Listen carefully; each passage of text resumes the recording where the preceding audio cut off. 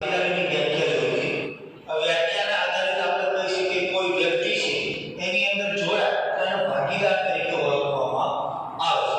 હવે આપણે બીજી એક વ્યાખ્યા જોઈએ નાની.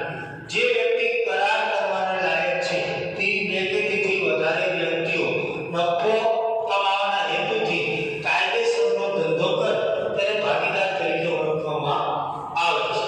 એટલે કે જે લોકો છે કાયદેસરનો ધંધો કરવા માટે અસ્તિત્વમાં આવતા હોય એટલે કરાર કરવાની યોગ્ય હોય તેવી વ્યક્તિઓ બે કે તેથી વધુ વ્યક્તિઓ એને ભાગીદાર તરીકે ઓળખવામાં આવે છે. હવે આપણે એની વ્યાખ્યા જોઈ, અર્થ જોયો.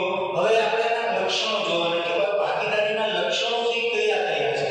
તો પહેલી વસ્તુ છે કે ભાઈ કરાર છે એ ભાગીદારી પેઢી છે કરારથી અસ્તિત્વમાં આવે છે. હવે આપણે જોઈએ તો ભાઈ કરાર છે એ કરાર બે પ્રકારના છે.